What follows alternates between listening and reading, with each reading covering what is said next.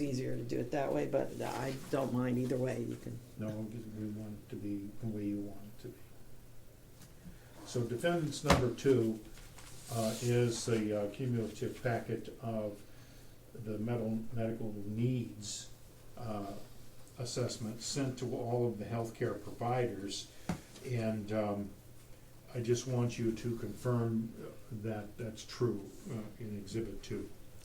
Well, it's not all of his providers because many of them did not fill anything out or send anything back. But this one contains a response from Tricia, that's Tricia Brown Eye, just the way you hear it.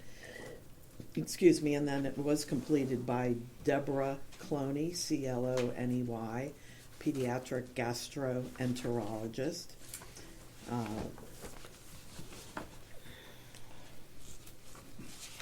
Not completed by Lindsay, Lyndsay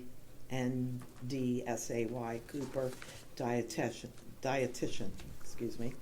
Mm-hmm. Was completed by Scott E. Selle, Selle, MD, pediatrician. Was completed by Anastasia Lunova, Lunivaniova, excuse me, pediatric neurologist. And then I also have the signature page from Dr. Nelson, that's Stephen, Stephen Nelson, MD, and from then not signed by Dr. Lanova, but signed and approved by Dr. Selle. And then further, an email, we were called by Dr. Cloney's office that the doctor is not willing to review the report. That's what's contained in Exhibit 2. Yes. Okay. And my understanding is that you sent these out to a much broader representation, or did you send it to all of Atlas's treaters? I sent it to every single one that I could find, and then tried to follow up multiple times with everybody. All right. Can you direct me again, and I appreciate this, to the ones that did assign? You just told me about Dr. Selle and Dr. Nelson. Anybody else? Dr. Cloney did fill out the form. Dr. Selle, as you said, not only filled out the form but reviewed the report. Dr. Lunova, or Luniova, I'm not sure how to pronounce that. His pediatric neurologist did fill out the form but would not review the report. And Dr. Nelson reviewed the report, and Dr. Selle reviewed the report. Okay, thank you. Let me just look at that for a moment. Let me ask you some questions about what we have here.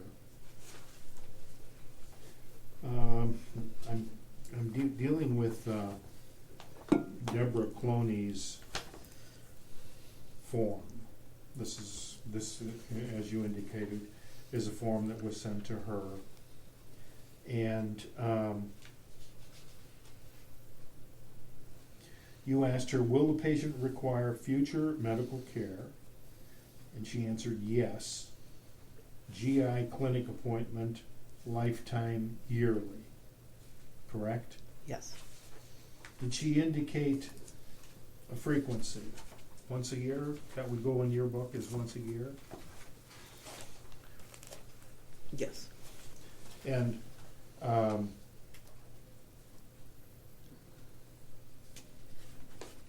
what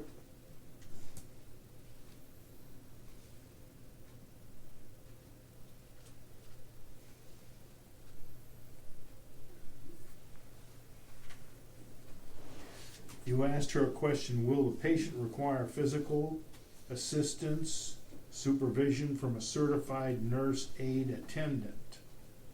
Is that right? Yes. And she checked the box no. Correct. Okay. And then you asked, will a patient require nursing care from an LPN RN and she checked the box no. Correct. And then you asked her the question, will the patient require additional assistive and or orthopedic equipment, home modifications, and or recreation exercise equipment? And she wrote no. Correct. And then she wrote at the bottom,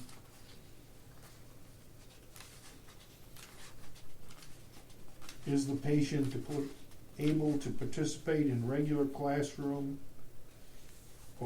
or does she require exceptional education services? And she didn't check any boxes, but she said not applicable to GI, right? Correct. Okay. And with regard to the question, will a patient require surgery in the future, she wrote no. Is that correct? Correct. Check that box. She signed that on 10/5/23. Okay. Lindsay Cooper, as you indicated, didn't do anything. Now, with regard to Dr. Sell, let's see, he wrote some things.